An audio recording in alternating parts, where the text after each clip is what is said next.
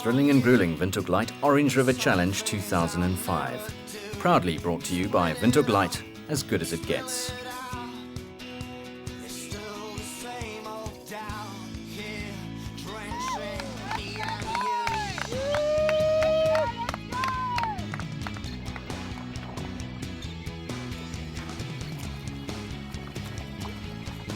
Cape Town swimmer Andrew Chin has a dream to swim the mighty Orange River from source to mouth. I'm going to explode myself. In 2004, Chin and 7 long-distance swimmers swam in relay the last 500 kilometers of the Orange River. It took 10 days. This year, they cut the team back to 6 swimmers and took on the Orange from the Lesotho border to Hopetown in the Northern Cape, a distance of 600 k's. On their first day, the 3 men and 3 women swimmers meander through the rugged terrain on the Lesotho border and, helped by a strong flowing river brought on by recent rains in the Mountain Kingdom, they make strong progress, reaching the 79k mark. The challenge is tough. When they're not swimming in relay, they're paddling and they're exposed to the elements 24/7.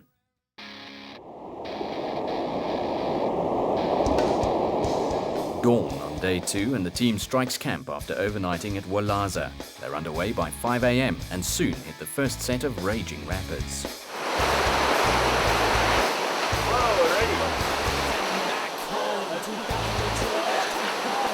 You ready for a swim? No.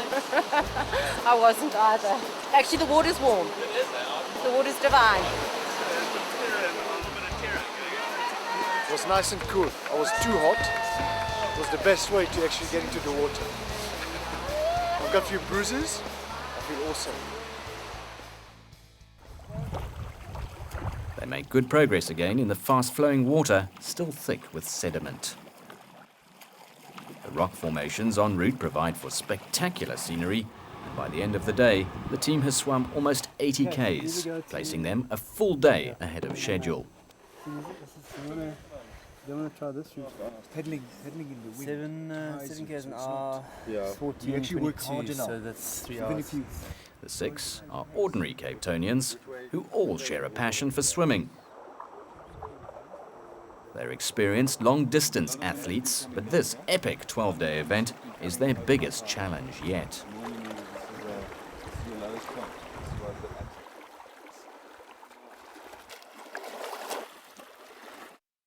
Muscles were aching. Everyone's pulling their weight, doing what they're supposed to be doing, and so I think it's been absolutely great. But I suppose it is early days, 2 days in, you know. I think the cracks are going to show in all of us eventually. Everyone did superbly well today. I mean, that's 80 k's is a massive day. Well done in that respect, eh, guys? Are there any other questions about tomorrow? Morning.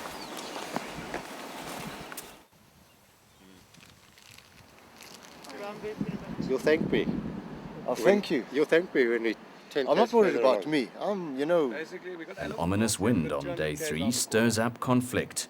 A dispute arises as to whether or not to stop earlier than planned after making good progress. Early, let's go another 10. We said we're going to push it today. The decision is taken to push on, only for the team to hit extreme wind. Tempers flared and there were angry exchanges. I think that we should have stopped at Aliwal North. There's a lot of stuff that needs to be done before dark comes, and it's not about competition. We sort of portaged very early, so we said today was going to be hard. And we got to Aliwal North ahead of time. We had daylight time. I felt we needed to push forward, and I was quite happy that we actually 10 k's further down the line. I thought we'd battered some severe winds coming into Aliwal North, and we should really have stayed there. Oh, it was long. The wind, as a fact, has always been spoken about, but we'd never experienced it until today. I'm not sure whether we made the right call to move on, but now that we're here, it always feels like the right call. But we need to think about how we make those decisions and who we consult and how we do that as a group. But all in all, day's over, it's done, and another one under the belt, so looking forward to day 4. Today's just begun, the morning sky gives you the sun, rolling down your window to dry, life and land roll by, you're humming the same old lullaby. You're rolling down your window to dry. Just keep this out of your mind. And all this time, just keep me out of my hand. Driving very, very slowly in low, high range. I'm in low range. While the swimmers slog it out for up to 14 hours a day, the support team spends its time trying to find the best possible route to the next overnight stop using GPS tracking and often following rutted farm tracks to get there. Then it's setting up camp, sometimes clearing a path through the bush from the camp to the riverbank to receive the exhausted team.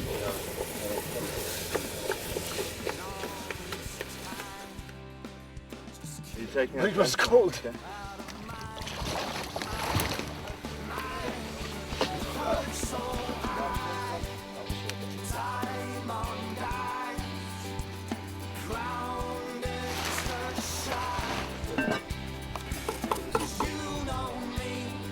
But chilly in the morning. But we had a very mild day because we didn't have much wind. Much better than yesterday. I think water temperature was about 18 degrees. Full body temperature dropped during the day and never managed to recover. Today was a very different day in terms of the river because we had a lot of sandbanks, so we were winding from left to right, and you end up stroking like this or something like that instead of your... There are no luxuries here, and all the swimmers really want is a hot meal and their sleeping bags. Okay, swimmers, 15 minutes. Go, Texas! Woo!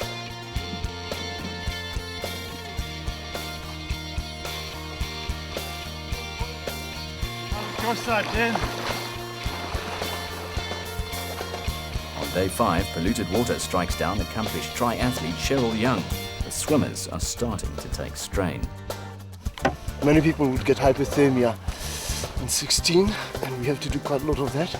We're gonna break it into small chunks. We're gonna do this one swim at a time.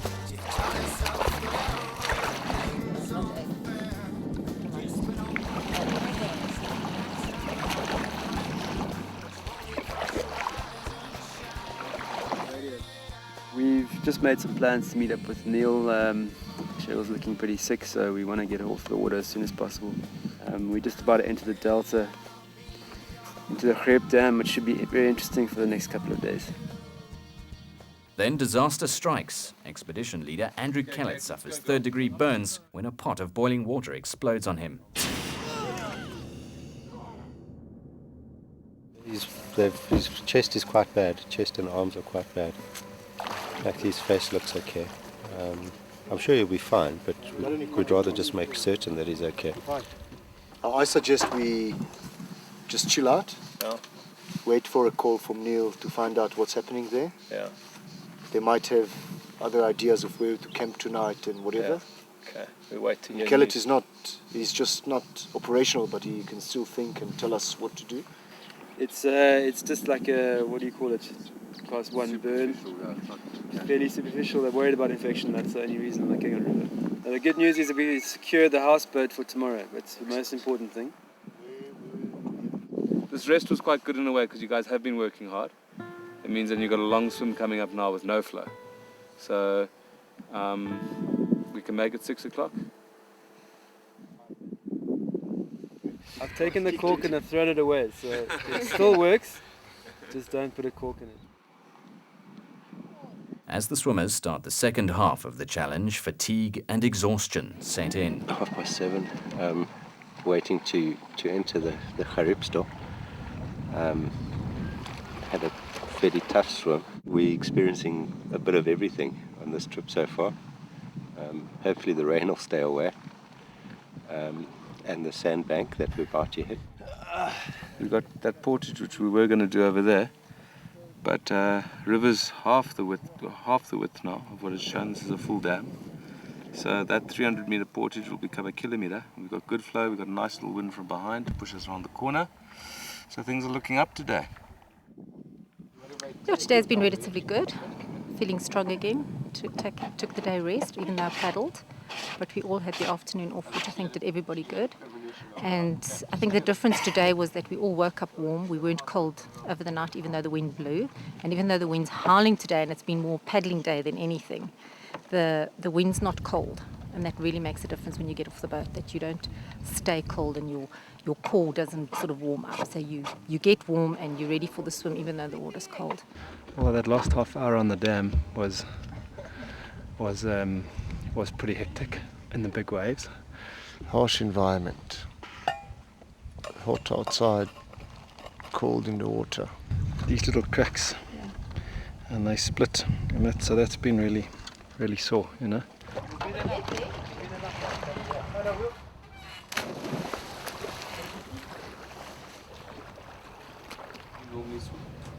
There's some reprieve as the swimmers reach the Gerib Dam, where they're given access to a houseboat. But the elements throw yet another curveball, this time in the form of violent storms. Go, go! So non-alcoholic cheers to reaching more than halfway, guys, and that's a good swim today. We did 40 odd k's, if not more, and we got 40 to the dam wall, which is a great landmark. Yeah. Tomorrow's no paddling and all swimming, so it's going to make a big effect too. So we've got an extra swimmer too. Welcome back, Jenny. Back in the mix. Birthday, Jenny. You're feeling better.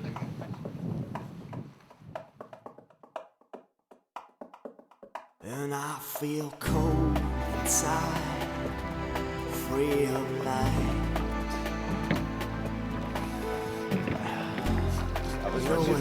Be on another time, eh? And I feel lost, really lost. Okay, sorry. You know what I mean? The same cause. The farmers know about it. And I feel high tonight.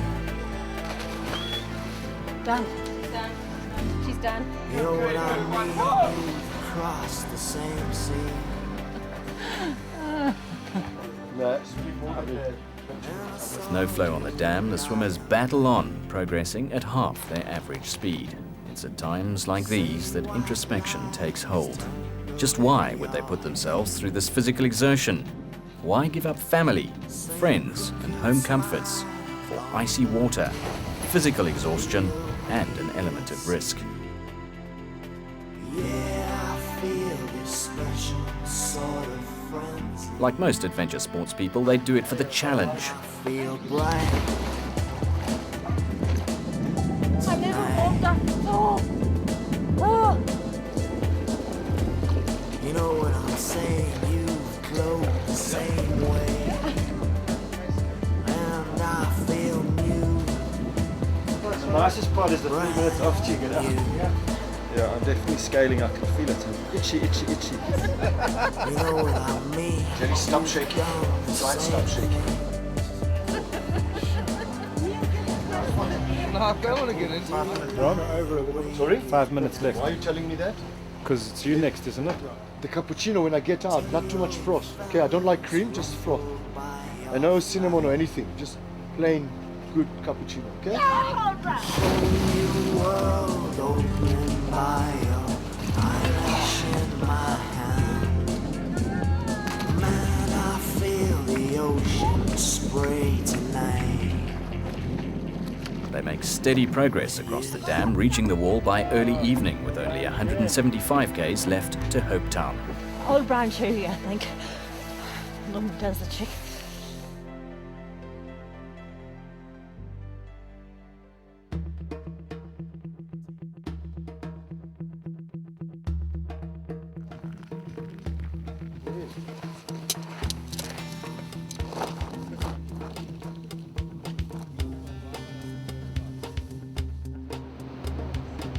With a little help from the extra flow out of the sluice gates, the swimmers are off to a strong start on day 8. But when you put your stuff in,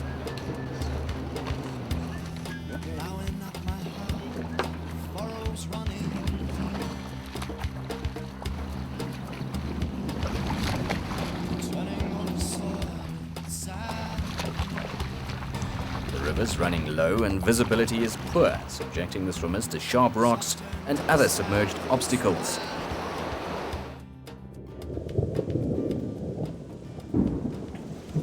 Another thunderstorm makes for heavy going, but the swimmers dig deep, and by evening they've covered almost 50 k's.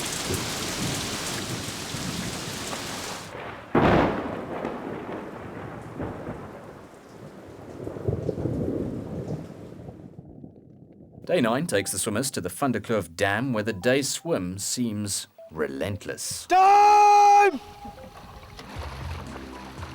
First of all, I'm trying to get into some sort of rhythm and synchronize with the cold, because it's cold. Then I get my stroke streamlined, and then I killed about a minute. And then I'm trying to get lost in thoughts and find some sort of a space with a rhythm. Sometimes I count, but I count when I'm desperate. Because counting is a linear progression of time. Where if you get lost in thoughts, time goes fast. It's just trying to concentrate, going in a straight line. That's my main thing.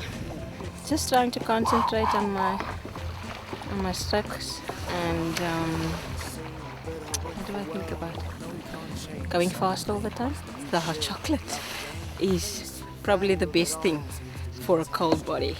We don't have problems with access. We have a rubber duck tomorrow that's going to come up and drop you lunch, but it's not going to be able to carry all of you like a houseboat did. The harsh surroundings mirror the swimmers' fatigue and exhaustion. With only 100 k's to go, the end still seems a long way away.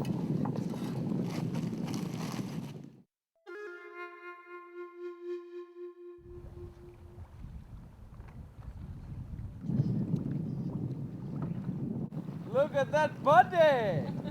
Baby! 1, 2, 3, go, go, go! Ah! You splashed me! On day 10, cold water and strong winds slow the team, but by now they can smell the end, and they receive welcome support from the Vanderkloof police. Sound? Yeah, about 4 k's.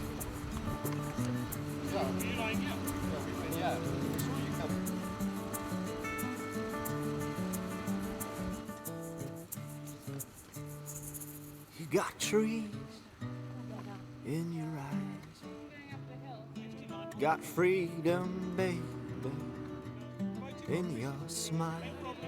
Mozambican beaches in your hair. Sunny days and still in your stare, in your mind.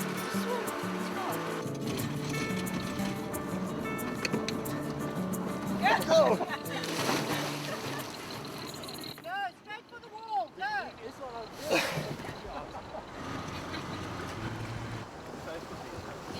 You want to smoke it?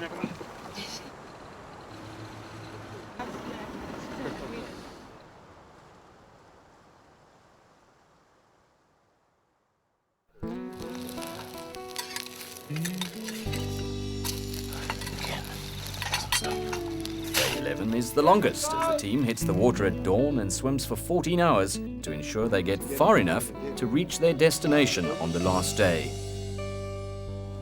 It's good sleep, I think. Yesterday was just a big endurance day. Trying to push the seconds, so I realized it was going to be a long day and we just have to get through it as best we could. I think with the whole trip I've battled with the cold. I don't do cold well. Yesterday I survived, and all I can think is 2 more days of cold and that's over. Yeah, no, it's been great. Loving it. Looking forward to the last 2 days. And then home James, eh? We'll drive. Here will be someone different. I'm still sleeping. Souls combined, shouldn't stop. You'll find somewhat different. One day I'll ask you who we were. You'll say something different. Days were less that tenderness, our ways would lack that sweet caress. from bottom line. It's happened.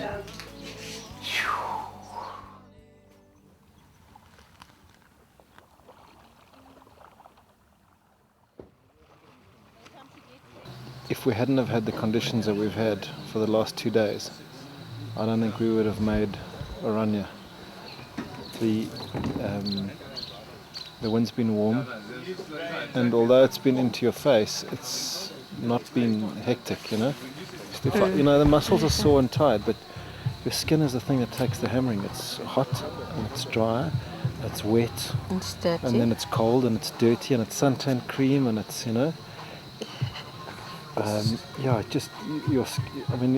your skin on a trip like this is probably your most important thing to look after, just about.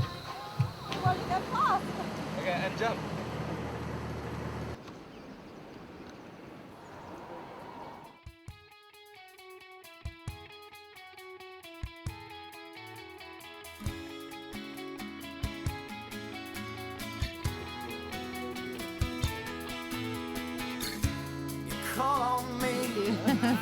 Okay, everyone eyes open.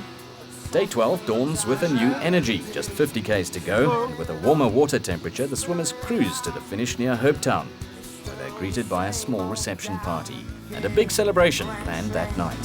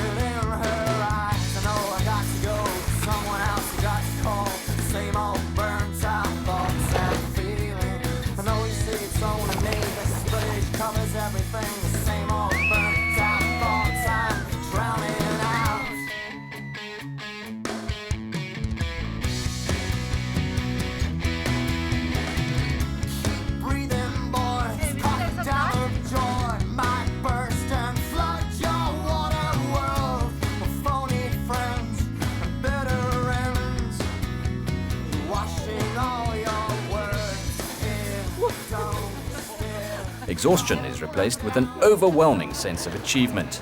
The team has accomplished a spectacular feat, 600 k's in 12 days, under the most trying conditions. We all had individual moments, I think, where we thought, this is it, I'm not getting in, I'm not doing that next 20-minute swim. We are very, very excited to be part of the project. This is the second year we've done it, and it draws tremendous attention to cardiovascular disease. For me, it was a totally great experience. It was the first open water swim for me, so a bit unusual from the usual pool swim. Not only does Windhoek Light seek to achieve raised awareness, we also have a social responsibility as a brand citizen within the communities and touching individuals who have goals to achieve. So I took it easy on the fourth day. I didn't swim, but I paddled. I didn't want to know. I didn't want to give up. But it was, for me, it was tough dealing with the cold. Exercise is very, very important in preventing heart disease. Swimming is in actual fact fantastic. I think it was great. We had some very, very tough moments. I think as Cheryl also mentioned, the water temperatures were extremely cold. It's not something that either of us are used to. But to me was the biggest mental game was to cope with the cold. It really represents what Windhoek Light is about. Windhoek Light is about sharpness, it's about healthy lifestyle and also about personal achievement. But that's what it's all about, yeah. Challenges are there to be, yeah, it's got to be difficult.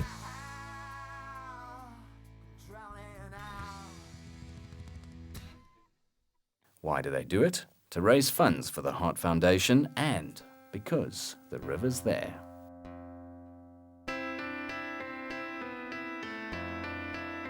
Lost between rhymes, feeling of falling. My measure of moments keeps on stalling. The thrilling and grueling Windhoek Light Orange River Challenge 2005. Proudly brought to you by Windhoek Light, as good as it gets. You bring my beat back with one smile, though I'm always tired to your